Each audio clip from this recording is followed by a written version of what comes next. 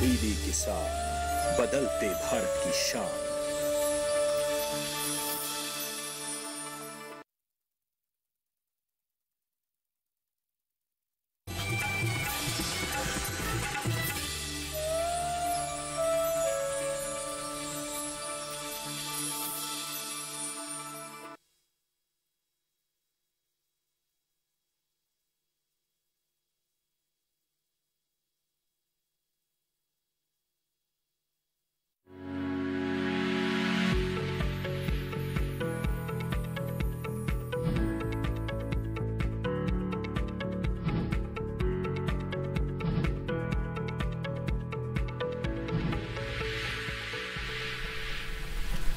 नमस्कार, आप सभी का स्वागत हेलो किसान में। मैं हूं मुकुल शर्मा। इस कार्यक्रम में लगातार आपके लिए अलग अलग विषय पर जानकारी हम लेकर आते हैं और आज भी बेहद ही खास विषय के साथ हम हाजिर हुए हैं। क्या विषय रहेंगे आज के, आइए इस पर नजर डाल लेते हैं। आज पहले आपको हम जानकारी देंगे पशुओं में, खासतौर से हमारे जो दुधारू पशु हैं उनमें होने वाले थनैला रोग के बारे में, और बात होगी पशुओं में टीकाकरण और सावधानी की भी। काफी महत्वपूर्ण विषय हमारे आज के, और इन दोनों विषय से संबंधित अगर आप कुछ जानकारी लेना चाहते हैं या कुछ सवाल पूछना चाहते हैं तो आप हमारे टोल फ्री नंबर पे हमें कॉल कर सकते हैं। नंबर है 1800-113060, साथ ही 1800-113061। इन नंबर्स पर आप हमें कॉल कर सकते हैं और आपके सवालों के जवाब देने के लिए आज हमारे साथ दो खास मेहमान जुड़े हैं। इनका परिचय आपसे हम करा दें। हमारे साथ स्टूडियो में मौजूद हैं डॉक्टर मोहम्मद रियाजी। आप पशु चिकित्सा अधिकारी हैं पशुपालन विभाग दिल्ली सरकार में। बहुत बहुत स्वागत आपका डॉक्टर रियाज। और साथ ही हमारे साथ जुड़ी हैं डॉक्टर अतुलिया मैनुअल जी। आप पशुधन अधिकारी हैं केंद्रीय हिम वीर्य उत्पादन प्रशिक्षण संस्थान हेसरघट्टा बेंगलुरु से। बहुत बहुत स्वागत आपका भी। मैं तो जाना आपने हमारे आज के विषय और जो विशेषज्ञ रहेंगे, लेकिन सबसे पहले अगर बात की जाती है पशुपालन क्षेत्र में एक प्रमुख रोग जो है, जो सबसे गंभीर समस्या बनकर उभर रहा है, थनैला रोग। जो यहाँ इसमें किस तरह की सावधानी हमें बरतनी है, कैसे इसके जरिए जो पशु है क्या उसका बचाव हो सकता है नहीं, ये तमाम सवाल आपके जहन में भी आते होंगे। इस बारे में डॉक्टर रियाज आपसे मैं जानना चाहूंगा, क्योंकि एक ऐसी समस्या है जिसका सामना कहीं ना कहीं पशुपालकों को करना पड़ रहा है और काफी आर्थिक हानि हमारे पशुपालकों को होती है। किस तरीके से यहाँ पर कुछ सावधानी बरत के इस रोग से बचा जा सकता है? देखिए, सबसे पहले तो मैं थनैला रोग क्या है उसके बारे में थोड़ी सी जानकारी आपके दर्शकों को दूंगा। थनैला रोग क्या है, ये इसको इंग्लिश में मैस्टाइटिस भी कहते हैं। और इसमें होता क्या है, पशु का जो आयन होता है उसके जो थन होते हैं उसमें सूजन हो जाती है जी।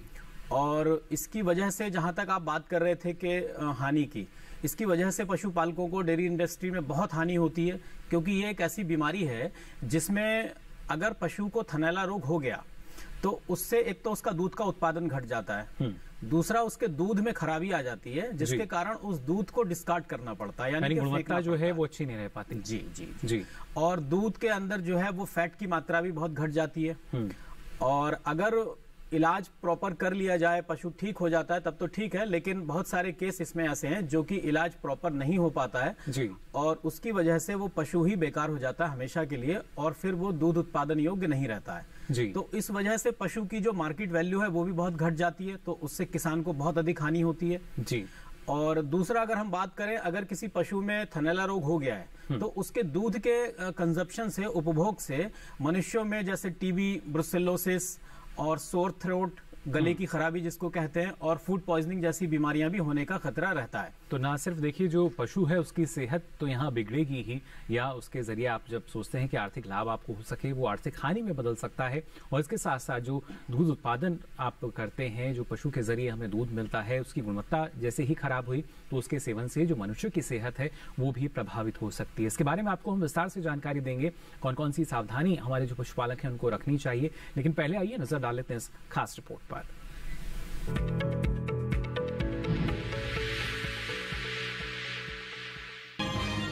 दुधारू पशुओं का रखरखाव और उचित देखभाल बेहद जरूरी होती है, क्योंकि जरा सी चूक पशुओं को रोगग्रस्त कर सकती है। सही देखभाल न होने से दुधारू पशुओं को कई तरह के रोग होते हैं, लेकिन जिस रोग को लेकर पशुपालकों में सबसे ज्यादा चिंता रहती है वो थनैला रोग है। कारण ये कि इस रोग की वजह से जानवरों में दूध देने की क्षमता कम हो जाती है।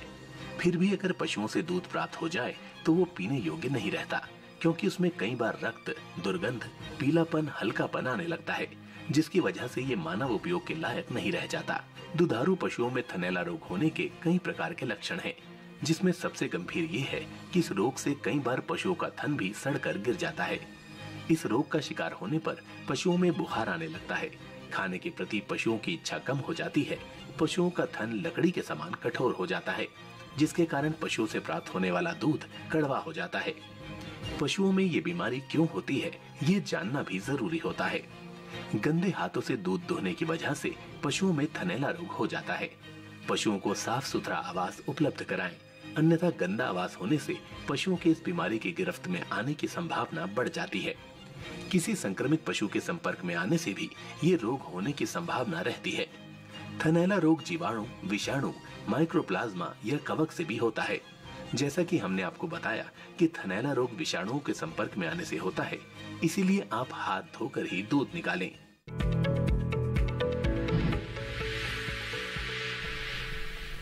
तो कुछ सावधानियां हैं, उनका ख्याल हमें रखना होगा, जिसके जरिए जो पशु की सेहत है वो बेहतर रह सकती है, जो पशु है स्वस्थ रह सकता है। और इसके साथ साथ जब पशु के स्वास्थ्य की हम बात करते हैं तो काफ़ी अहम हो जाता है टीकाकरण। यानी समय से अगर हम टीकाकरण कराएं अपने पशु का तो ऐसी कई गंभीर बीमारियां हैं जिनसे हम अपने पशु का बचाव कर सकते हैं। इस बारे में डॉक्टर तुलिया जी आपका रुख हम करना चाहेंगे। खासतौर से अगर हम बात करते हैं पशुओं को लगने वाले प्रमुख टीकों की, सरकार की तरफ से भी प्रयास किया जा रहा है, निःशुल्क हैं कई बीमारियों के जो टीके हैं, लेकिन कहीं ना कहीं एक भ्रांति रहती है पशुपालकों के जहन में कि अगर हमने टीकाकरण कराया तो जो दूध उत्पादन क्षमता है वो कम हो सकती है या पशु और ज्यादा बीमार हो सकता है। आवश्यकता यही कि पहले जानकारी जो है वो पशुपालकों तक सही ढंग से पहुंचाई जाए। हाँ जी, जैसे आपने कहा टीकाकरण पशुओं में करना बहुत जरूरी है, क्योंकि पशुओं में विभिन्न प्रकार के जीवाणु, विषाणु, कवक और परजीवियों से उत्पन्न बहुत सारे रोग होते हैं। इसमें से कुछ संक्रामक रोग होते हैं और कुछ असंक्रामक। अगर संक्रामक रोग आपके पशु में आए तो वो अत्यधिक नुकसान दे देते हैं। कई बार ऐसा होता है कि संक्रामक रोगों की वजह से 2-3 दिनों में आपके पशु की मृत्यु भी हो जाती है, जैसे खुरपका, मुहपका, गलघोंटू, ब्रूसेलोसिस, ब्लैक वाटर और एंथ्रैक्स। ये सारे संक्रामक कुछ प्रधान संक्रामक रोग है जिसके लिए टीकाकरण अवश्य करना चाहिए, क्योंकि ये आने के बाद पशु का मृत्यु तक हो सकता है। अगर आप टीका करें तो इन रोगों से बचा सकते हैं। जी बिल्कुल प्रमुख, देखिए जो बीमारियां हैं, जो रोग हैं, उनमें टीकाकरण जो है काफी कारगर रहता है अगर आप समय से करा लें। तो इसकी जानकारी आपको और हम बेहतर ढंग से यहाँ देंगे, लेकिन आइए उससे पहले नजर डाल लेते हैं इस खास रिपोर्ट पर।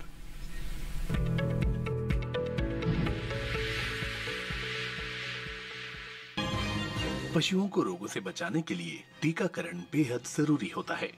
ये न सिर्फ उन्हें संक्रमण से बचाता है, बल्कि विभिन्न बीमारियों के प्रति रोग प्रतिरोधक क्षमता प्रदान करता है।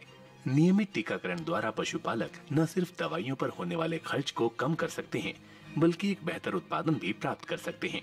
पालतू जानवरों को संक्रामक बीमारियों जैसे रेबीज, डिस्टेम्पर और हेपेटाइटिस के लिए टीके मिलते हैं। टीकाकरण कार्यक्रम का उद्देश्य पशुओं के विभिन्न रोगों से बचाव द्वारा पशु स्वास्थ्य को बढ़ावा देना है। टीकाकरण के द्वारा पशुओं के शरीर में किसी रोग विशेष के प्रति एक निश्चित मात्रा में प्रतिरोधक क्षमता विकसित होती है, जो पशुओं को उस रोग विशेष से बचाती है। प्रतिवर्ष हजारों दुधारू पशु खतरनाक बीमारियों जैसे गलघोंटू, खुरपका, मुंहपका के संक्रमण के कारण मारे जाते हैं, जिससे पशुपालकों को आर्थिक क्षति का नुकसान उठाना पड़ता है। इनका एक ही विकल्प इनकी रोकथाम है, जो टीकाकरण द्वारा संभव है। पशुओं में विभिन्न रोगों से बचाव के लिए टीकाकरण उचित समय पर, उचित मात्रा में, उचित जगह पर, उचित मार्ग से तथा उचित टीकों के प्रयोग द्वारा ही संभव है। पशुओं का टीकाकरण कराने से पहले कुछ बातों का खास ख्याल रखना चाहिए, जैसे बीमार, कमजोर और बूढ़े पशुओं का टीकाकरण न करवाएं। केवल स्वस्थ पशुओं का टीकाकरण करें। जहां तक हो सके गर्भावस्था में टीकाकरण नहीं कराना चाहिए। इसके अलावा टीकाकरण के पहले पशुओं को संतुलित आहार और आरामदायक आवास में रखना चाहिए। पशुपालकों को टीकाकरण के बाद भी कुछ सावधानियां बरतने की जरूरत है, जैसे पशुओं को ज्यादा से ज्यादा आराम करने दें, अधिक धूप और अधिक ठंड से पशुओं का बचाव करें, उन्हें संतुलित आहार देना चाहिए। साथ ही पशुओं में बुखार का असर दिखे तो उन्हें तुरंत पशु चिकित्सक की सलाह पर उचित दवा देनी चाहिए।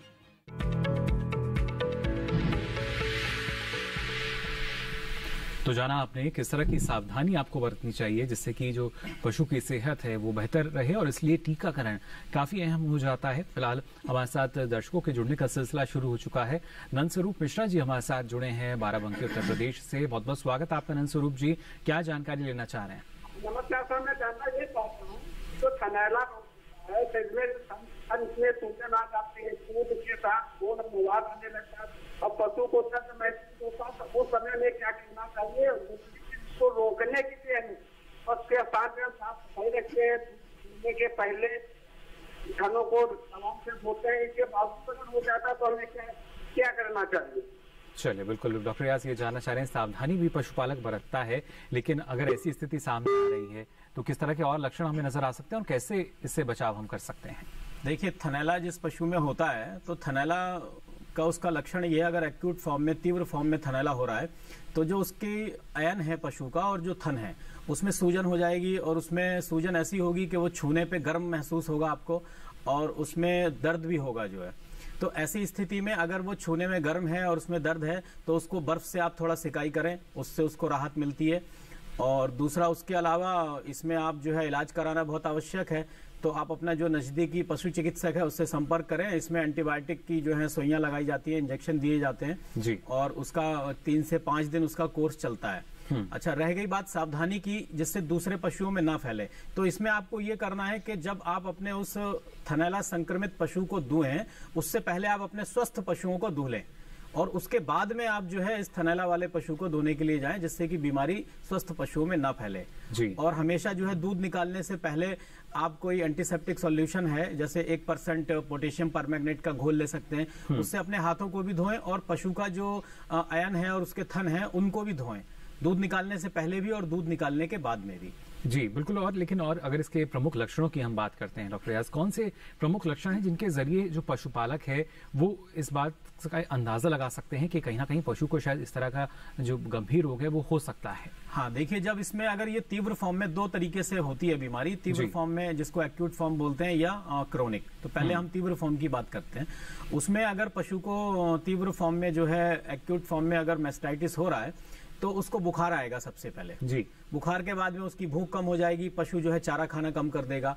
उसके बाद में उसका जो अयन है और थनों में सूजन हो जाएगी, और वो सूजन बड़ी दर्द युक्त जो है सूजन होगी, उसमें दर्द होगा, छूने में गर्म होगा, और उसके अलावा जो है उसका दूध जो है वो फटा फटा जैसा दूध उसमें आएगा। मतलब उसमें दूध में क्या है, फ्लेक्स जैसे आने लगते हैं, धागे जैसे जी, फाइबर जैसे आने लगते हैं, और उसमें दूध में छोटी छोटी जो है क्लॉट्स भी, गांठें जैसी भी आने लगती हैं। तो अगर आप दूध का बारीकी से जो है एग्जामिनेशन करेंगे तो आपको पता चल जाएगा कि हमारे दूध में अबनॉर्मेलिटी है, और दूध का रंग भी थोड़ा सा कई बार पीला पीला हो जाता है या ब्राउन कलर का हो जाता है। तो ये तो इसके जो है मुख्य लक्षण है। जी बिल्कुल। यहाँ डॉक्टर तुले जी आपसे भी हम जानना चाहेंगे, जैसा आपने बताया कि टीकाकरण क्यों आवश्यक हो जाता है, और पशुपालक अब धीरे धीरे सही लेकिन जागरूक हो रहे हैं, लेकिन प्रमुख जब बीमारियों की हम बात करते हैं, खुरपका या मुंहपका की अगर बात की जाए तो इसके लिए भी जो टीकाकरण है एक मिशन मोड में हम कह सकते हैं कि चलाया जा रहा है। क्या स्थिति आप इसकी देखती हैं? अभी गवर्नमेंट खुरपका मुंहपका और ब्रूसेलोसिस का टीकाकरण का योजना चला रहे हैं। तो खुरपका मुंहपका का है तो वो 4 महीने से लेके हम उसका टीका ले सकते हैं, और 1 महीने के बाद उसका बूस्टर डोज लेना है। और हर साल अगर ऑयल एडजुवेंट वैक्सीन हम दे रहे हैं तो हर साल फिर टीका लगाना चाहिए। और ब्रूसेलोसिस का टीका के बारे में अगर बताएं तो वो सिर्फ मादा पशुओं में 4 से 8 महीने के बीच में उम्र वाले मादा पशुओं में सिर्फ एक ही बार लगाना है। अगर एक बार आपके पशु में अगर ब्रूसेलोसिस का टीका लगाएं तो वो आजीवन आपके पशु को ब्रूसेलोसिस से रक्षा दे सकते हैं। तो ये दोनों गवर्नमेंट हमारी कंट्री से इन रोगों को मुक्त करने के लिए प्रयास लगातार किए जा रहे हैं, करना है। जी बिल्कुल। तो देखिए, लगातार प्रयास किए जा रहे हैं। खुरपका या मुंहपका की हम बात करते हैं, ब्रूसेलोसिस की अगर बात करते हैं, तो ये इस तरह के रोग जो कि जिनके जरिए हम टीकाकरण करें तो जो देश है इन रोगों से मुक्त हो सके। फिलहाल एक और दर्शक हमारे साथ जुड़े हैं फोन लाइन पर ओडिशा से। बहुत बहुत स्वागत आपका हेलो किसान में। क्या जानकारी लेना चाह रहे हैं? सर, मेरा गौशाला है जी जी। अजीत जी, हाँ जी, क्या जानना चाह रहे हैं? सर मेरा गोपाना है 1000 कपकसी गाय है जी। और सब टोटल देसी गाय है, और मैं थनैला रोग का कभी सर टीकाकरण करवाया नहीं, तो कितना ड्यूरेशन में देना है, क्या देना है सर? चलिए बिल्कुल, क्या आप जानकारी डॉक्टर रियाज देना चाहेंगे थनैला के लिए अगर टीकाकरण की अगर हम बात करते हैं तो? देखिए, थनैला रोग की जहां तक बात है तो थनैला का अभी तक कोई ऐसा वैक्सीन बाजार में नहीं आया है कि जिसको लगा दें तो उससे वो थनैला पशु में ना हो। लेकिन अगर आप कुछ सावधानियां रखें तो उन सावधानियों से आप थनैला होने से अपने पशु को बचा सकते हैं। जब आपका पशु जो है अपना दूध पूरा कर ले, यानी जब वो ड्राई पीरियड की तरफ जाता है, जब दूध खत्म होने वाला होता है, तो उस समय पे आपको क्या करना है, पशु के चारों थनों में जो एंटीबायोटिक की एक ट्यूब आती है थनों में चढ़ाने वाली, इंट्रामेमरी इन्फ्यूजन उसको बोलते हैं, वो ट्यूब आप उसके चारों थनों में एक एक ट्यूब आप चढ़वा दें। तो ड्राई पीरियड से पहले, यानी कि जब आपने आखिरी बार दूध निकाला है उसके बाद में। तो उससे क्या होता है कि पशु को अगली ब्यात में फिर जो है थनैला रोग होने के लक्षण होने की संभावनाएं बहुत कम हो जाती हैं।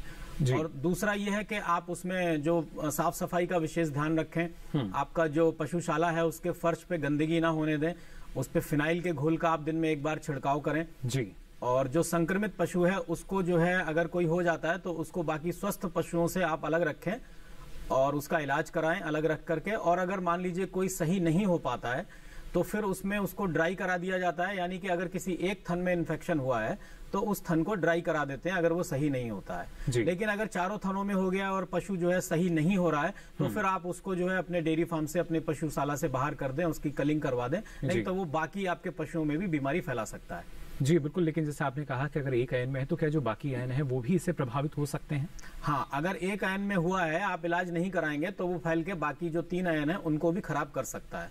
तो अगर मान लीजिए एक आयन में है और नहीं, इलाज के बाद में भी वो सही नहीं हो पा रहा है तो आप अपने पशु चिकित्सक से संपर्क करें। उसमें वो कई तरीके की दवाएं हैं जो उसमें चढ़ा दी जाती हैं और उसके बाद में उसका इन्फेक्शन तो खत्म हो ही जाएगा, लेकिन फिर वो ड्राई हो जाएगा। ड्राई से मतलब है कि वो दूध भी नहीं दे पाएगा आगे जी, लेकिन जो रोग है वो नियंत्रित हो सकता है। रोग नियंत्रित हो। चलिए, एक और दर्शक हमारे साथ जुड़े हैं हरदोई उत्तर प्रदेश से। दीपक जी, बहुत बहुत स्वागत आपका, क्या जानकारी लेना चाह रहे हैं? जी, अभी मेरी गाय है देसी नस्ल की, उसको थनैला हो गया था जी में जी। तो उसके बाद पूरा एंड टाइट हो गया था। तो यहाँ एक डॉक्टर है, उन्होंने इंजेक्शन वगैरह लगाया, उससे ठीक हो गया जी। हेलो जी जी। तो उसके बाद में कुछ दूध आयन में भी कमी आ गई, दूध भी कम है, और उसके 2 जो पीछे वाले वो हैं पैर, दोनों चलने में दिक्कत हो रही है। चलने में दिक्कत हो रही है, कुछ इस तरह का प्रभाव भी हम मान सकते हैं क्या डॉक्टर रियाज, कि अगर हम दवाई जो है समय से करवाते हैं या उसका रिएक्शन किस तरह का हो सकता है, क्या उस वजह से ऐसी समस्या कभी आती है पशु को? देखिए, वैसे आमतौर पे क्या है, थनैला रोग में कभी ये पिछली टांगों में जो बता रहे हैं थोड़ी कमजोरी सी आ गई है, जनरली इस तरीके का देखने को मिलता नहीं है। लेकिन कई बार क्या होता है, जो हाई लैक्टेटिंग जो पशु हैं, यानी जो बहुत दूध देने वाले पशु हैं, तो उसमें कैल्शियम की रिक्वायरमेंट बनी रहती है और कई बार कैल्शियम की कमी से भी इस तरीके के लक्षण देखने को मिल सकते हैं जी। तो इसीलिए आप उसको जो है थोड़ा कैल्शियम 50 ग्राम रोज दिन में 1 बार या 2 बार उसको पिलाएं, तो जो पिछली टांगों में आप बता रहे हैं कमजोरी है, ये कमजोरी खत्म हो जाएगी जी। तो बिल्कुल, तो देखिए जो समस्या है वो दूर हो सकती है। साथ ही डॉक्टर तुलिया जी, आपसे भी हम जानना चाहेंगे, लगातार जो पशुपालक हैं उन्हें कई गंभीर समस्याओं से जूझना पड़ता है पशु की सेहत को लेके, लेकिन अगर समय समय पर अगर पशुपालक टीकाकरण कराते रहें तो शायद काफी हद तक जो बीमारियां हैं उनसे बचाव हो सकता है हमारा। हाँ जी, टीकाकरण यूजुअली एक तो संक्रामक रोगों के लिए सबसे जरूरी है टीकाकरण, क्योंकि अगर एक संक्रामक रोग आ गया, इधर आपको आपके पशु का मृत्यु हो सकता है, नहीं तो उसके उत्पादन में इतना घटाव आते हैं कि वो थोड़ा लंबे टाइम तक सही से आपको उत्पादन नहीं दे सकता, और इस ट्रीटमेंट से जुड़े हुए आर्थिक हानि वो भी आपको सहना पड़ेगा, क्योंकि ये वायरल यूजुअली संक्रामक रोग जो भी ज्यादातर वायरस से होते हैं या बैक्टीरिया से होते हैं, जैसे खुरपका मुखपका हो गया, गलघोंटू हो गया, ब्रूसेलोसिस हो गया, ये सब बहुत आर्थिक हानि करती है। जैसे ब्रूसेलोसिस अगर कहे तो इसकी वजह से लास्ट ट्राइमेस्टर में, माने प्रेग्नेंट एनिमल्स उसके लास्ट महीने में जाके हो जाता, तो उसका बच्चा भी गया और उसके बाद उससे जुड़े हुए थनैला आने की चांसेस है, और ब्रूसेल्ला मानव में भी फैलने की चांसेस है। तो ये इन वजह से टीकाकरण करना बहुत जरूरी है। जी बिल्कुल, एक ज़ूनोटिक बीमारी ब्रुसेला की भी अगर बात की जाए, जिसकी वजह से हम देखते हैं कि इस तरह के जो मामले हैं वो मनुष्यों में भी आते हैं, और विश्व स्तर पर अगर हम बात करें तो करीब वर्ष में करीब अगर आंकड़ा देखा जाए तो 5 लाख से अधिक जो मनुष्य है इससे प्रभावित होते हैं, उनकी जान भी जाती है। फिलहाल एक और दर्शक हमारे साथ जुड़े हैं। विनोद जी, बहुत बहुत स्वागत आपका, झारखंड से हमारे साथ जुड़े हैं, क्या जानकारी लेना चाह रहे हैं? कह रहे हैं ना जी कि हमारी गाय 2-3 साल की हो गई जी, गिर नस्ल की है जी, तो हम गढ़वा झारखंड के कांडी ब्लॉक से सरकोनी ग्राम से बोल रहे हैं जी, कि हमारे गाय पाल खाने के लिए, गर्म होने के लिए कौन सा दवाई दें? चलिए बिल्कुल, किस तरीके से वो हीट में आ सकती है डॉक्टर तुलिया, आपसे हम जानना चाहेंगे, क्योंकि टीकाकरण के साथ साथ अगर कृत्रिम गर्भाधान की भी अगर हम बात करते हैं, जैसा कि जो हमारे दर्शक जानना चाह रहे हैं कि करीब जो इनकी गाय है 2 से 3 वर्ष की हो चुकी है और ये चाहते हैं कि वो हीट में आए, तो किस तरीके से कृत्रिम गर्भाधान जो है उसको बढ़ावा दिया जा रहा है? मुझे इतना समझ में आया कि 3 साल की है, अभी तक वो एनिमल प्रेग्नेंट नहीं हुआ जी।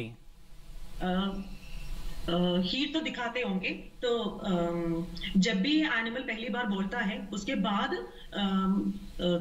12 घंटे के बाद ही उसका इंसेमिनेशन करवाएं। ये टाइम थोड़ा सा इम्पोर्टेंट है, और 12 घंटे के बाद से बात करवाएं। अगर एक बार करके नहीं आया तो भी अगली बार जब एनिमल बोले, पशु बोले, तो उसके 12 घंटे के बाद 2 बार कराएं जी, और उसको संतुलित खाना खिलाएं और उसका अच्छे से परवरिश करें। और कभी कभी ये होता है कि कुछ मिनरल्स की डिफिशिएंसी से भी होता है, तो थोड़ा सा उसके संतुलित खाना खिलाएं और साथ में वो मिनरल मिक्सचर भी खिलाएं।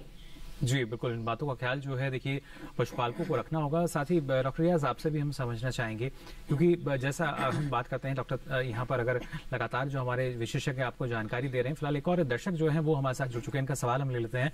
राजस्थान से हमारे साथ जुड़े हैं, बहुत बहुत स्वागत आपका हेलो किसान में। मुरारी लाल जी, क्या जानना चाह रहे हैं? हेलो सर जी, आवाज मिल पा रही है आपको हमारी? हाँ सर हमारी गाय 15-20 दिन पहले भी आई थी जी, उसमें एक थन में से दूध निकलता रहता है। एक थन से दूध निकल रहा है? हाँ जी, तो अभी तक आपने जो कोई पशु चिकित्सक है उनको दिखाया था? नहीं दिखाया था सर। चलिए बिल्कुल, डॉक्टर रियाज, क्या ये समस्या हो सकती है क्या?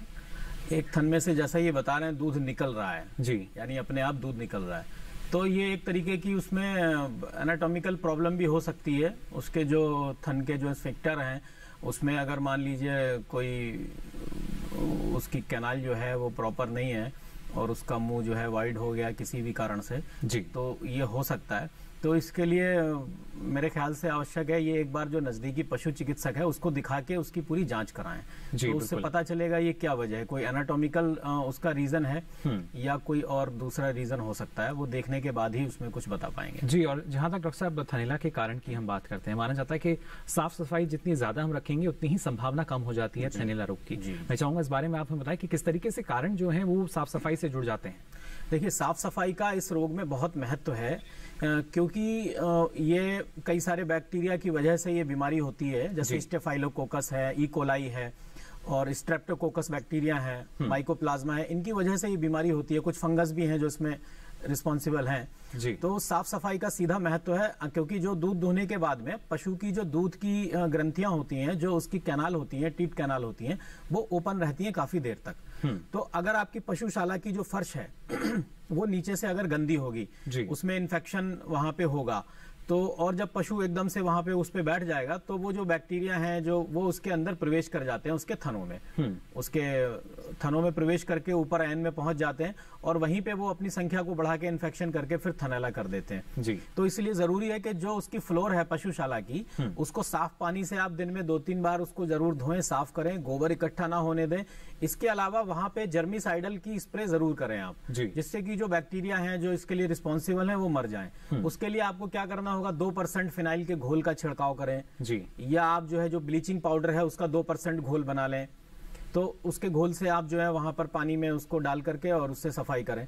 तो साफ सफाई का बड़ा सीधा सा महत्व है। अगर आप अपने फर्श को साफ रखेंगे पशुशाला के, तो निश्चित ही ये बीमारी में बहुत कमी आएगी। जी बिल्कुल। तो देखिए किस तरीके से जो रोग है उसको आप नियंत्रित कर सकते हैं पहले, क्योंकि उपचार से बेहतर बचाव माना जाता है और बचाव का ये एक बेहतर तरीका है कि आप सही से साफ सफाई का जो प्रबंध है वो रखें पशुशाला में। आगे भी आपको हम बताएंगे और किस तरह की सावधानी आपको अपनानी होगी और कैसे टीकाकरण जो है उसको कराकर आपके पशु की सेहत बेहतर रह सकती है। सारी जानकारी इस छोटे से ब्रेक के बाद।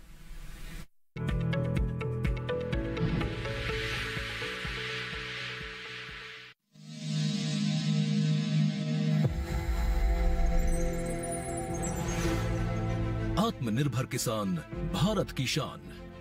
उत्पादन में आत्मनिर्भर होने के साथ साथ फसल की कटाई के उपरांत उपज की हानि को रोकने, ग्रामीण क्षेत्रों में रोजगार सृजन करने और बीज से बाजार तक के विजन को मजबूती देने के उद्देश्य से 1 वर्ष पूर्व माननीय प्रधानमंत्री श्री नरेंद्र मोदी जी ने एक महत्वाकांक्षी केंद्रीय योजना एग्रीकल्चर इंफ्रास्ट्रक्चर फंड की शुरुआत की।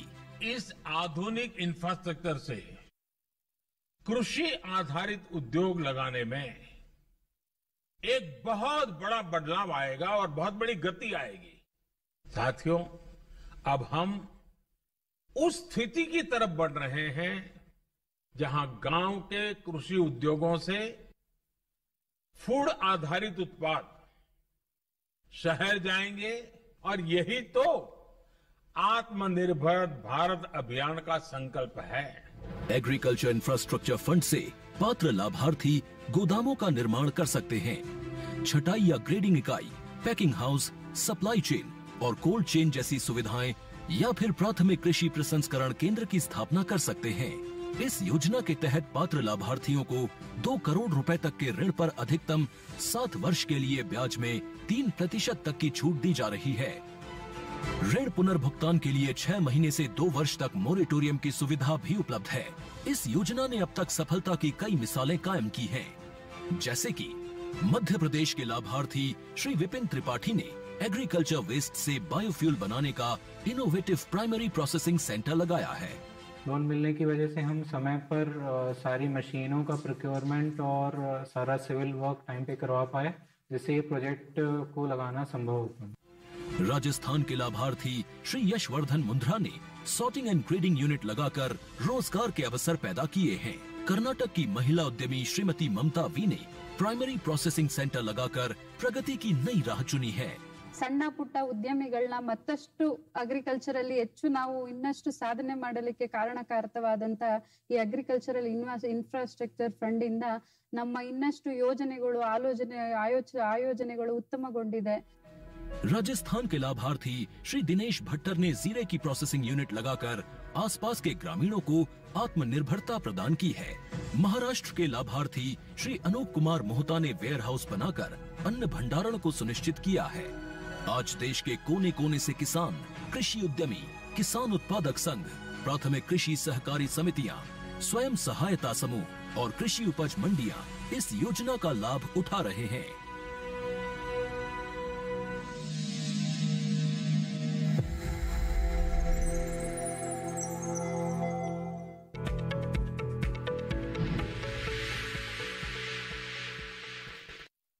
तो ब्रेक के बाद आप सभी का एक बार फिर स्वागत है हेलो किसान में। लगातार दर्शक हमारे साथ जुड़ रहे हैं। फिलहाल हमारे साथ राकेश जी जुड़े हैं। बहुत बहुत स्वागत राकेश जी, आपका क्या जानकारी लेना चाह रहे हैं? हेलो। हाँ सर, मेरे पास गाय है, भी गाय जी, और उस गाय के शरीर से लाल लाल दाने निकल जाते हैं। जी, क्या समस्या आ रही है? गाय को चमड़ी तो हो जाता, लाल लाल दाने आ जाते हैं। जी, जो चमड़ी है उस पे आप बता रहे हैं दाने आ जाते हैं लाल रंग के। हाँ जी जी, चलिए बिल्कुल जी, इस बारे में क्या जानकारी देना चाहेंगे डॉक्टर रियाज? देखिए, गाय की चमड़ी पे दाने निकल आते हैं तो ये एक, जैसे अभी गर्मी का मौसम है, पूरे उत्तर भारत में अब गर्मी शुरू हो गई है, तो ये एक डायरेक्टली सनलाइट में अगर गाय चरने के लिए लेके जाते हैं तो एक उसका गर्मी की वजह से भी प्रभाव हो सकता है। तो इसके लिए आप आवश्यक है थोड़ा सा अपने पशु को डायरेक्टली जो है धूप में सनलाइट में लेकर के ना जाएं। पहली चीज तो उसको छाई में रखें और उसको दिन में एक बार आप ठंडे पानी से, अच्छे पानी से, ताज़ा पानी से उसको गाय को जरूर नहलाएं जी। और अगर मान लीजिए फिर भी ये दानों में कमी नहीं आती है, संतुलित आहार खिलाएं उसको। उसके बाद में भी अगर दानों में कमी नहीं आती है तो आप जो नजदीकी अपना पशु चिकित्सक है उसको दिखाएं। इसमें ये कुछ एक्टोपैरासाइट से भी रिलेटेड प्रॉब्लम हो सकती है, उसकी वजह से ये दाने हो रहे हो तो उसमें कुछ इंजेक्शन वगैरह लगेंगे उसको, एंटीहिस्टामिनिक दवाएं और कुछ एक्टोपैरासाइट्स के लिए दवाएं दी जाएंगी, तो उससे आपका पशु ठीक हो जाएगा। चलिए, बिल्कुल। इस बीच एक और दर्शक हमारे साथ जुड़े हैं, यशवंत जैन जी हमारे साथ जुड़े हैं शिवपुरी मध्य प्रदेश से। बहुत बहुत स्वागत आपका यशवंत जी, क्या जानकारी लेना चाह रहे हैं? हाँ, नमस्कार साहब जी। नमस्कार। मेरा प्रश्न ये है जी कि कनेला और मुंह पका रोग होता है जी, और उसके साथ में गायों में जो क्या नाम से हमारा कहना चाहिए कि किल्ली हो जाती है, किल्ली जी, किल्ली जैसे आदमी के जंजुआ होती है ना जी, ऐसे किल्ली हो जाती है, थनों में भी होती है और शरीर में भी होती है। और दूसरा ये क्या है, खुजली होती है जी, खुजली में जानवर बहुत परेशान होता है और उसको क्या नाम से उसके कारण उसके शरीर में खून की कमी आ जाती है जी। दूसरा उसमें क्या नाम से कई तरह की उसमें इन्फेक्शन हो जाती है जी, तो उनके लिए हमें क्या करना चाहिए? चलिए, बिल्कुल। डॉक्टर तुलिया जी, जानना चाहेंगे आपसे, यशवंत जी हमारे साथ जुड़े मध्य प्रदेश से, और ये बताने के खुरपका मुंहपका इसके साथ साथ जो पशु है उसको खुजली जो है ज्यादा होने लगती है, और कहीं ना कहीं जो बाह्य परजीवी हैं या अंतर परजीवियों की अगर हम बात करें उनकी समस्या आती है, जिस वजह से कई और रोग होने की संभावना बन जाती है। ऐसे में किस तरह का जो उपचार है या बचाव है हम कर सकते हैं? एक तो खुरपका मुंहपका का इलाज किया होगा, वो उसके बाद परजीवियों का भार आ गया होगा जी, मुझे यही में आ रहा है। तो परजीवियों के लिए आप अपनी नजदीकी पशु चिकित्सक के पास जाके परजीवियों के लिए इलाज करवाइए और अपनी पशु आवास को साफ सुथरा रखिए और पशु ट्रीटमेंट करने के साथ साथ साइपरमेथ्रिन वगैरह उसके पशु आवास में भी साफ करने के बाद उसका छिड़काव करें 2% साइपरमेथ्रिन का सोल्यूशन का जी। और उसको कीड़ों कभी कभी ये होता है कि कुछ परजीवियों जैसे टिक्स वगैरह कुछ ब्लड पैरासाइट्स का इन्फेक्शन भी देते हैं, जैसे टेलोरिस वगैरह, वो भी फैलने की चांसेस है। तो इसलिए आप उसका अच्छे से देखभाल करें और ये भी देख लीजिए कि उसको कोई और ब्लड पैरासिटिक इन्फेक्शंस जैसे उसको ये पता चलता है कि उसका यूरिन का कलर ये सभी देखे और अनीमिक हो, ये सभी देख के आपको पता चलता है कि आपका पशु इन्फेक्टेड है या नहीं, उसको बुखार आ रहा है, ये सभी। तो परजीवियों बाहर निकालने के साथ साथ इसका भी आप ध्यान रखें और उसको संतुलित आहार खिलाइए। जी, काफी महत्वपूर्ण कि जो आहार है संतुलित मात्रा में दिया जाए। लेकिन डॉक्टर तुलिया, इसके साथ साथ किस तरीके से जो बाकी रोग है, क्योंकि कहीं ना कहीं अगर पशु की रोग प्रतिरोधक क्षमता कम हो जाती है तो जो दूसरे रोग हैं उनकी भी संभावना बनी रहती है, और ऐसे में बचाव के लिए जो टीकाकरण है अहम तो हो ही जाता है, लेकिन जो हमारे नवजात पशु के बच्चे हैं उनके लिए किस तरीके से जो टीकाकरण है वो सुनिश्चित किया जाना चाहिए?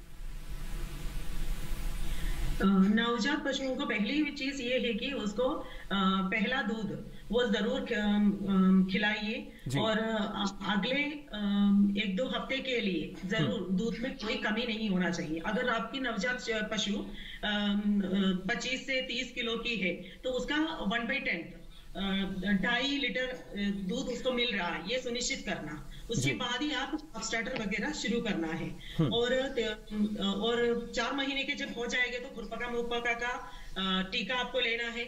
और आपकी एरिया के हिसाब से अगर आपकी जगह पे जैसे कोई आपकी जगह पे गलघोटू हो, लंगड़ा बुखार हो, से कोई एंडेमिक एरिया हो, मतलब कुछ बीमारियां ऐसे है कि वो हर साल उसी टाइम में आते जाते रहते हैं, जो क्षेत्र विशेष में हो सकती हैं।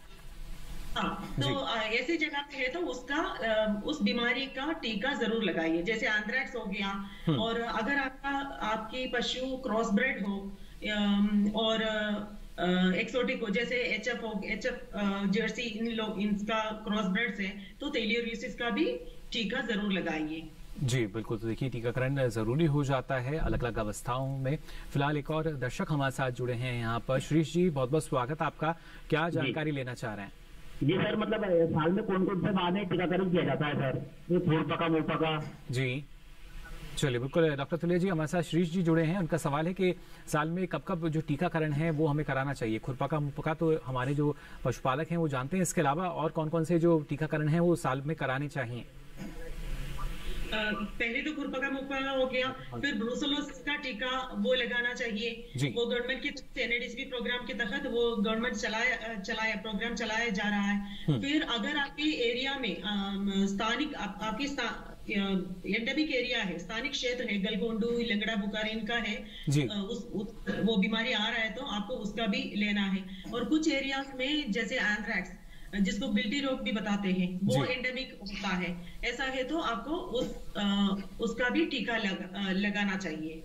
जी बिल्कुल। तो देखिए, जो टीकाकरण है वो काफ़ी महत्वपूर्ण, और साल भर में जो टीके हैं उनके लगातार ये सुनिश्चित किया जाता है कि कौन सा टीका आपको कब लगवा लेना चाहिए, और सरकार की तरफ से निःशुल्क जो टीकाकरण है वो किया जा रहा है।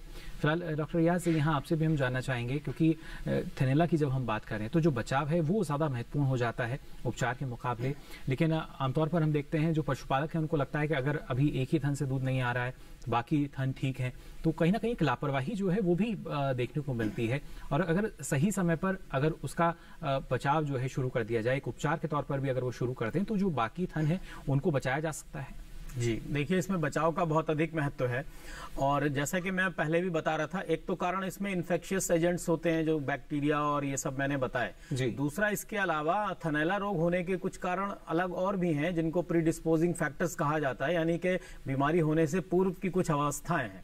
जैसे कि उसके थन में अगर चोट लग गई हो, तो कोई घाव हो गया हो थन में या आयन में, तो उसकी वजह से भी थनैला रोग हो सकता है। जी। इसके अलावा कई बार जो है इनके थनों में जो है दरारें सी हो जाती हैं, बिवाइयां जिनको बोलते हैं, टीट सोर्स भी कहते हैं, वो हो जाते हैं, तो उनको पशुपालक जो है नजरअंदाज कर देते हैं। कई बार उनको भी नजरअंदाज नहीं करना है, उनका प्रॉपर समय पे इलाज कराना चाहिए, क्योंकि वही आगे बढ़कर फिर जो है वो थनैला का रूप ले लेते हैं। जी। उसके अलावा जब आपका पशु जो है ब्याया है, अभी ताजा ताजा ब्याया है, तो उसके बाद में उसको जो नीचे बिछावन दी जाती है वो सॉफ्ट होनी चाहिए, क्योंकि ब्याने के बाद में पशुओं की जो दूध की जो नलियां हैं, जो थन है, उनके मुंह जो है वो खुले रहते हैं काफी समय तक, और उनसे जो है जो इन्फेक्शियस एजेंट्स हैं उनके अंदर घुसने के चांसेस बनते हैं। जी। तो उसमें सॉफ्ट बेडिंग होनी चाहिए, जिससे कि वो उसमें कोई इंजरी ना हो। और दूसरा, इसके अलावा एक और बड़ी महत्वपूर्ण बात है, मैंने देखा कई बार जो लोग हैं जब वो दूध निकालते हैं अपनी गाय से या भैंस से, तो उनकी जो दूध निकालने की टेक्निक है उसके कारण भी थनैला हो सकता है। चलिए, इस पर भी आपसे मैं आगे जानकारी लूंगा, किस तरीके से जो दूध का दोहन है वो हमें करना चाहिए। लेकिन एक दर्शक हमारे साथ जुड़ चुके हैं बिहार से। अमरीन जी, बहुत बहुत स्वागत आपका। क्या जानकारी लेना चाह रहे हैं? जी, हम ये जानना चाह रहे हैं जी कि हम लोग जैसे पुराना सिस्टम था कि गौ को दूहे ने जी, तो दूध निकालने के बाद उसमें या तो देसी गौ का शुद्ध घी लगा देते थे जी, या सरसों का तेल जी, तो क्या वो एंटी बैक्टीरियल, एंटी इन्फेक्शन के लिए काफी है? और दूसरा सवाल हमारा ये है जी कि हम लोग जो ये मशीन देखते हैं दूहने वाला, जो कि हम लोग के गांव में भी प्रचलित नहीं हुआ है जी, तो ये बेहतर मशीन और कम कॉस्ट में जो भी संभव है, या इसमें क्या कोई सरकार से सब्सिडी भी है, लेकिन उसमें नली जो देखते हैं प्लास्टिक का, तो उससे दूध में कोई खराबी नहीं आएगा? चलिए, बहुत अच्छा सवाल इनका। डॉक्टर रियाज, क्या जानकारी देना चाहेंगे आप? देखिए, पहला सवाल तो इन्होंने ये पूछा कि जो दूहने के बाद में पशु के थनों पर तेल या घी लगा देते हैं, वो लगाए ना। देखिए, ऐसा है, तेल और घी लगाने से कोई उसमें आपको लाभ नहीं मिलेगा, क्योंकि जो थनैला का रोग होता है ये इन्फेक्शियस एजेंट्स के कारण होता है। संक्रमण फैलाने वाले जो बैक्टीरिया हैं मेनली उनकी वजह से होता है।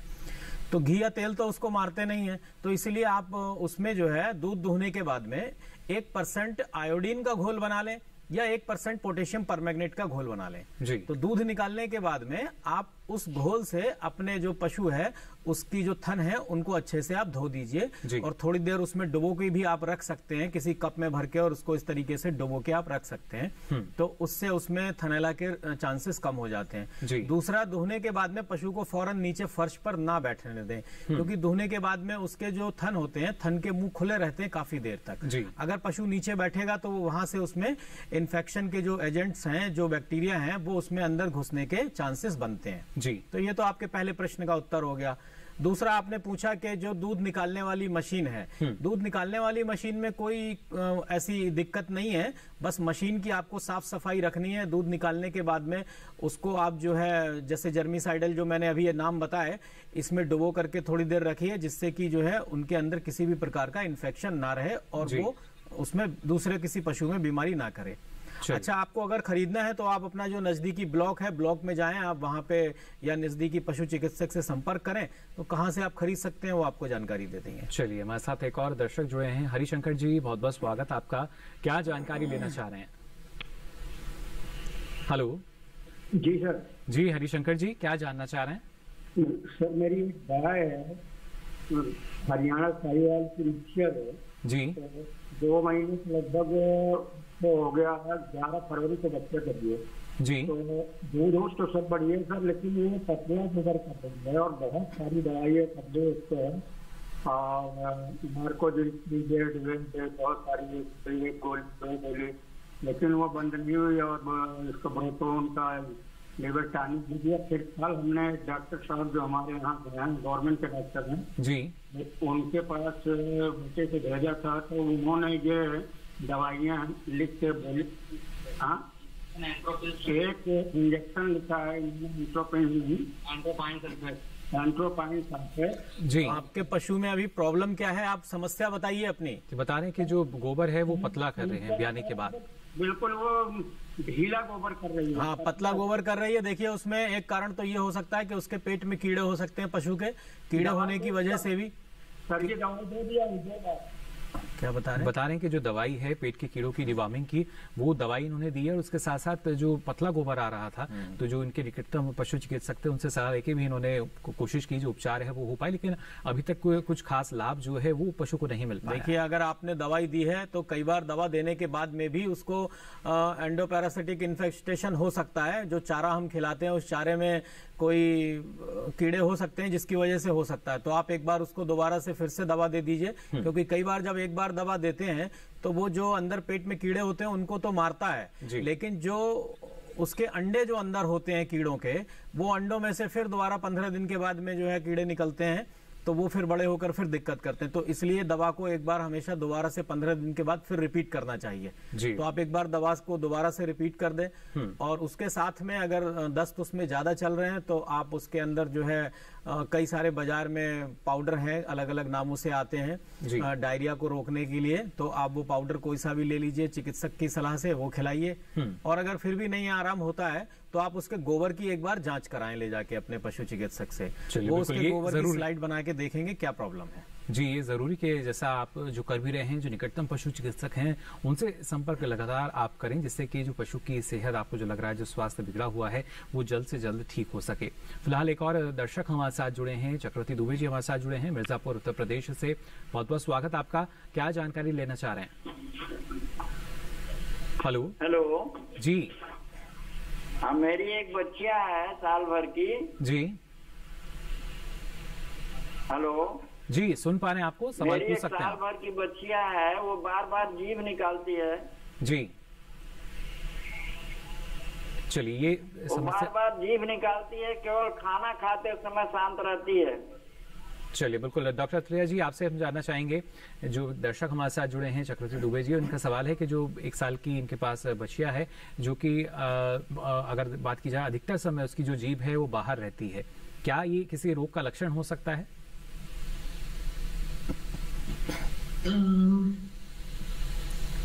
क्योंकि लगातार अलग अलग लक्षण जो हैं वो हम देखते हैं पशुओं के में जो नजर आते हैं, और कुछ सिर्फ टंग निकालते हैं तो ये भी हो सकता है कि कुछ जैसे वॉइसेस है, जैसे इंसान को कुछ न कुछ हैबिट्स होते हैं वैसे हो सकता है, या ये भी देखना है कि वो कुछ और खाने की कोशिश कर रहे हैं, जैसे लकड़ी, जैसे अन्य पदार्थ जो यूजुअली खाते नहीं है, यूजुअली जो चारा और घास के अलावा कुछ और चीज खाने की कोशिश कर रही है, जैसे वुडन पीसेस, ऐसा कुछ।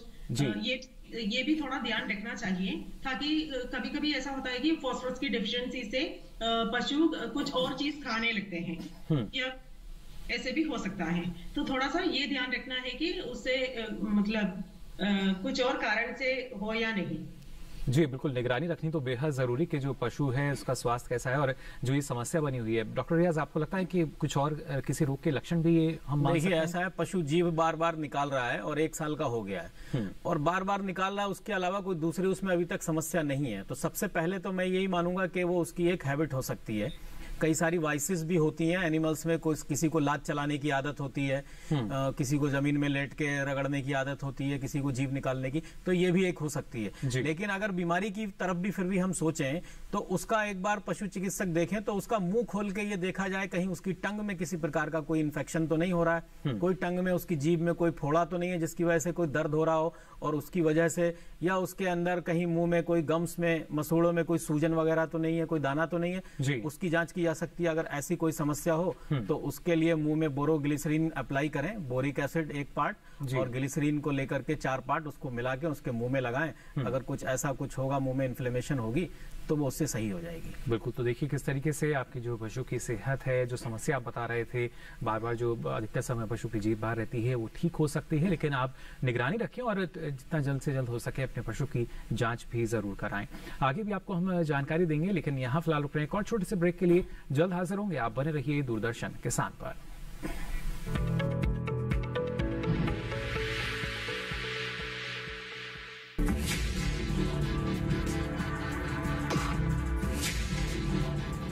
भोजन, जल और शुद्ध वातावरण हमारे जीवन का मुख्य आधार है और कृषि इसका मूल स्तंभ।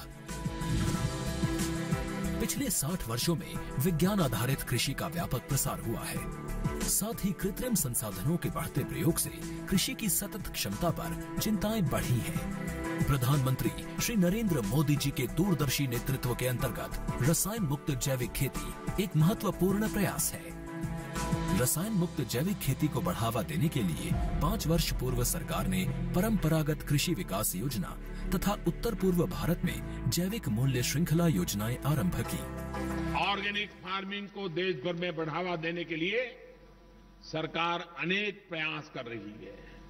इसके लिए परंपरागत कृषि विकास योजना के तहत काम किया जा रहा है। न सिर्फ ऑर्गेनिक फार्मिंग को बल दिया जा रहा है, बल्कि उसके लिए वैल्यू एडिशन और मार्केट की व्यवस्था भी की जा रही है। भारत सरकार एवं किसानों के सम्मिलित प्रयासों से आज देश के लगभग 36 लाख किसान 38 लाख हेक्टेयर क्षेत्र में जैविक खेती कर रहे हैं। इसके अतिरिक्त हमारे देश के अनेक ऐसे क्षेत्र हैं जहां आज भी पारंपरिक जैविक खेती हो रही है।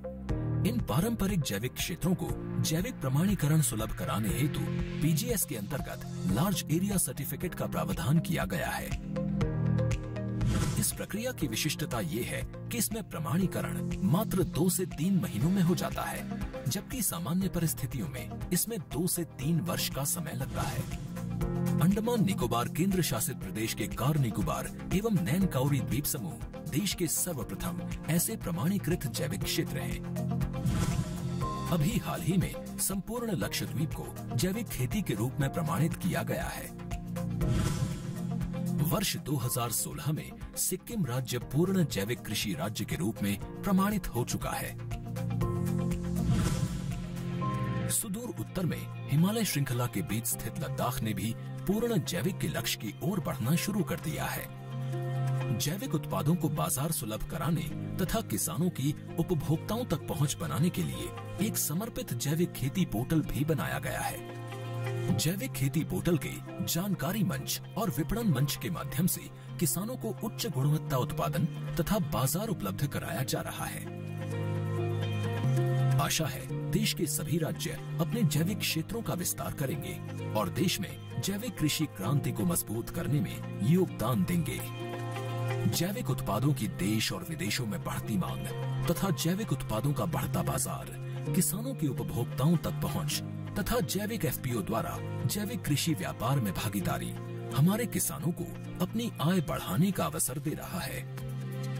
पिछले 5 वर्षों में जैविक कृषि उत्पादों का निर्यात दोगुने से अधिक बढ़कर 7,000 करोड़ रुपए से अधिक का हो गया है और इसमें प्रतिवर्ष 20% से अधिक की वृद्धि हो रही है। उम्मीद है पारंपरिक क्षेत्र के किसान भी इस बढ़ते बाजार से लाभान्वित होंगे और जैविक कृषि आंदोलन को आगे बढ़ाएंगे। किसानों की मुस्कान समृद्ध हिंदुस्तान की है पहचान।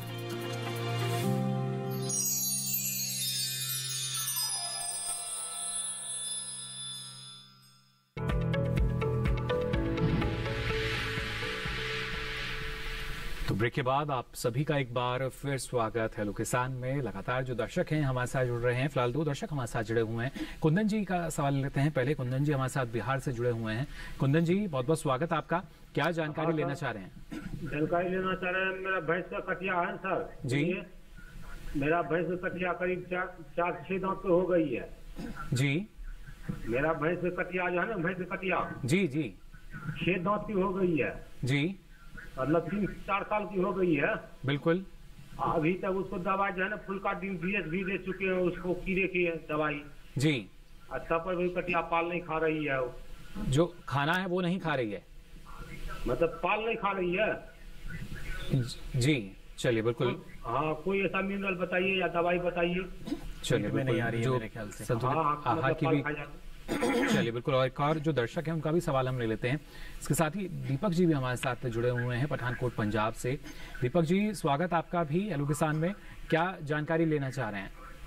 Hello hello. अगर ऐसा है कि मेरे पास ना गाय है जी, वो ना पहले एक बार तो बच्चा दिए, एक बार सूंघी वो जी, तो दूसरी बार वो जब वो अभी तक 3-4 बार आ चुके हैं, वो ठहरती नहीं है। चलिए हीट में जो अभी ठहर नहीं पा रही है वो, ये इनका सवाल। डॉक्टर रियाज 1-2 दिन के बाद आ जाती है जी। चलिए बिल्कुल। डॉक्टर तुलिया जी आपका रुख करना चाहेंगे। पहले जो दीपक जी का सवाल है वो हम ले लेते हैं। ये बता रहे हैं कि इनकी जो पास पशु है वो एक बार तो हीट में ठहर चुका है, लेकिन अब दूसरी बार वो ठहर नहीं पा रहा है, हीट में नहीं आ पा रहा है। क्या इनको ऐसे में करना चाहिए? एक बार में हीट में आ गया और दूसरी बार नहीं आ रहा है जी। तो एक बार अपने पशु चिकित्सक से ये चेक करवाए कि वो एनिमल प्रेग्नेंट तो नहीं। इंसेमिनेट करने के बाद 2 महीने के बाद से हम एग्जामिन करके ये बता सकते हैं कि एनिमल प्रेग्नेंट है या नहीं, वो कंफर्म कर लीजिए। और दूसरी बात अगर वो हीट में नहीं आ रहा है तो उसको संतुलित आहार खिला लीजिए, मिनरल मिक्सचर खिला लीजिए, तो वो हीट में आ जाएगी। चलिए बिल्कुल। तो देखिए ये जरूरी है कि किस तरीके से जो पशु की सेहत है वो ठीक हो सकती है, और इसमें डॉक्टर रियाज काफी योगदान रहता है आहार का। और इससे पहले जो दर्शक जुड़े थे कुंदन जी, उनका सवाल भी था कि जो उनके पास पशु है वो सही से चारा जो है वो नहीं खा पा रहा है, क्या इसकी वजह हो सकती है और क्या मिनरल मिक्सचर में हमें देना चाहिए? देखिए, पशु अगर चारा नहीं खा रहा है उसके कई सारे कारण हो सकते हैं। उसके पेट में कीड़े हो सकते हैं, कीड़ों की वजह से वो चारा ना खा रहा हो तो एक तो उसको जो है कीड़ों की दवा आप नियमित 3-4 महीने पे देते रहें जी। उसके अलावा आप पशु को देखें, उसके बुखार चेक कराएं, कहीं उसमें बुखार तो नहीं है, कोई दूसरी बीमारी तो नहीं है जिसकी वजह से पशु चारा नहीं खा रहा है। इसके अलावा अगर सब कुछ ठीक है तो फिर आप उसमें कई बार पशु के लीवर में थोड़ी प्रॉब्लम हो जाती है, तो उसकी वजह से भी पशु चारा नहीं खाता है। तो कई सारी बाजार में दवाएं हैं जी। उसमें बायोटन बोलस वगैरह या और भी लीवर के लिए LIF52 पशुओं के लिए भी आती है। तो इस टाइप की आप कोई भी दवा अपने पशु चिकित्सक की सलाह से ले सकते हैं, उसको खिलाएं तो पशु चारा खाने लगेगा। जी बिल्कुल। तो देखिए जो समस्या है वो दूर हो सकती है। साथ ही यहाँ डॉक्टर तुलिया जी जानना चाहेंगे आपसे, जो टीकाकरण है उसके ऊपर तो आपने हमें जानकारी दी, लेकिन सावधानियों की अगर हम बात करते हैं, किस तरह की सावधानी जो है वो आमतौर पर पशुपालकों को अपनानी चाहिए? और खासतौर से अभी के समय की अगर बात की जाए, क्योंकि लगातार तापमान में इजाफा हम देख पा रहे हैं, जो गर्मी का प्रकोप है वो बढ़ रहा है, ऐसे में किस तरह की सावधानी हमारे पशुपालकों को रखनी होगी? टीकाकरण करने के पहले बहुत सारे सावधानियां रखना पड़ता है। एक तो आप अपना पशु स्वस्थ होना चाहिए, स्वस्थ पशु में ही आप टीकाकरण कराएंगे। और आपके पशु तनाव से मुक्त होना चाहिए। तनाव माने उसके पेट में कीड़ा नहीं होना चाहिए। और कीड़ों की दवा टीकाकरण के करीबन 1 महीने पहले आप उसको कीड़े की दवा दे दीजिए।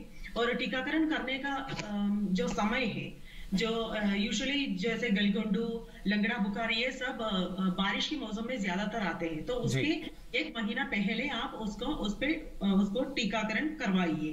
और दूसरी चीज है आपकी पशु को अगर कहीं से ट्रैवलिंग करके लाए हो, कुछ तनाव में है, स्ट्रेस में है, या कॉर्टिकोस्टेरॉइड जैसे इम्यूनिटी घटाने वाले, कम करने वाले कोई दवाई दे रहा है, तो आपको उस टाइम में उसको टीका लगाना नहीं चाहिए। आपका पशु परजीवी भार से मुक्त होना चाहिए। सारे एक्टोपैरासाइट्स के लिए दवा देना चाहिए, क्योंकि इसमें से बहुत सारे ये ऐसा भी होता है कि कुछ ब्लड पैरासिटिक इन्फेक्शन भी होते हैं। तो कीड़ों से मुक्त होना चाहिए, परजीवी भार से मुक्त होना चाहिए, और कीड़े की दवाई 1 महीने पहले देना चाहिए।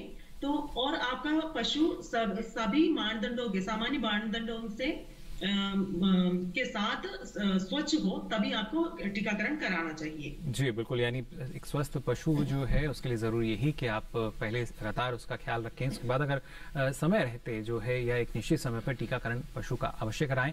साथ ही यहाँ डॉक्टर अतुल्या मेनवाल जी, आपने इतनी महत्वपूर्ण जानकारी हमारे दर्शकों के साथ साझा की, इसके लिए आपका बहुत बहुत आभार जी। और साथ ही यहाँ डॉक्टर मोहम्मद रियाज, आपसे भी हम जानना चाहेंगे और किस तरह की कोई खास ऐसी सावधानी जो पशुपालकों को बरतनी चाहिए थनैला जैसे गंभीर रोग से बचने के लिए। देखिए, थनैला रोग में और जो बातें अभी तक नहीं आई हैं मैं बता दूं। एक तो क्या है, जो दूषित पानी होता है, अगर मान लीजिए किसी को थनैला हो गया है जी, और उसका दूध जो है वो जहाँ पे भी उसमें इन्फेक्शन रहता है, तो वो जहाँ पे भी दूसरे पशु को लगेगा तो उससे भी बीमारी हो जाती है। तो कोई भी पानी अगर दूषित हो गया तो उस दूषित पानी को दूसरे पशु के लिए इस्तेमाल ना करें। और दूसरा, इसके अलावा जो बिछावन है, बिछावन को समय समय पे बदलते रहें, क्योंकि बिछावन के ऊपर इन्फेक्शन होता है तो उससे दूसरे पशु में भी इन्फेक्शन हो सकता है जी। तीसरी चीज, जो दूध निकालता है, दूध निकालने वाले को अपने हाथ जो है एंटीसेप्टिक सॉल्यूशन से दूध निकालने से पहले और दूध निकालने के बाद में हमेशा धो लेने चाहिए अच्छे तरीके से जी। उसके अलावा पशु को अच्छा चारा दें और साफ सफाई का विशेष ध्यान रखें। पशुशाला में नीचे फिनाइल का छिड़काव करें रोज, जिससे कि वहां पे इन्फेक्शन ना रहे जी। और पशु के थनों में, अडर में कोई किसी प्रकार की चोट ना लगने दें जो है। और मैं एक बात बीच में पहले भी छूट गई थी, दूध निकालते समय ध्यान रखें, हमेशा फुल हैंड मिल्किंग करनी है। फुल हैंड मिल्किंग मतलब क्या है कि पशु के जो थन है उसको पूरे हाथों से अपनी चारों उंगलियों से इस तरीके से पकड़ के दूध निकालना है। कई सारे लोग क्या है, अंगूठा लगा के उसमें से दूध निकालते हैं। चलिए, तो इस बात का ख्याल हमारे जो पशुपालक हैं उनको रखना होगा। डॉक्टर मोहम्मद रियाज, आपने भी इतनी महत्वपूर्ण जानकारी दी, इसके लिए आपका भी बहुत बहुत शुक्रिया। साथ ही हमारे जो दर्शक हैं और बेहतर ढंग से जान पाए होंगे। चलिए अब आपको हमारा जो कल का विषय रहेगा उसके बारे में जानकारी दे दें। कल खास तौर से बात करेंगे हम जैविक खेती की और आपको जानकारी देंगे अनाज के भंडारण की भी। इसके साथ ही आप अपना कोई सवाल या सुझाव हम तक पहुंचाना चाहते हैं तो आप हमें ईमेल कर सकते हैं। मेल आईडी है hellokisan2015@gmail.com। इसके अलावा फेसबुक के जरिए भी आप हमसे जुड़ सकते हैं। फेसबुक पर जाकर हिंदी में आप टाइप करें हेलो किसान, यहाँ भी आप अपना सवाल या सुझाव लिखकर छोड़ सकते हैं। साथ ही एक और विकल्प आपके पास जिसके जरिए आप हमसे जुड़ सकते हैं। आप डीडी किसान कॉल सेंटर का नंबर नोट कर सकते हैं। नंबर है 1800113060। सोमवार से शनिवार सुबह 6 से रात के 10 बजे तक की लाइन्स खुली हुई हैं और ये सारी जानकारी अब आप देख सकते हैं डीडी किसान के यूट्यूब चैनल पर भी। इसके लिए आपकी टीवी स्क्रीन पर जो QR कोड दिखाया जा रहा है इसे आप स्कैन करें। इसके बाद आप पहुंचेंगे यूट्यूब चैनल पर जहां ये सारी जानकारी आप देख सकेंगे कभी भी कहीं भी। तो फिलहाल आज के लिए हेलो किसान में बस इतना ही। दीजिए इजाजत, नमस्कार।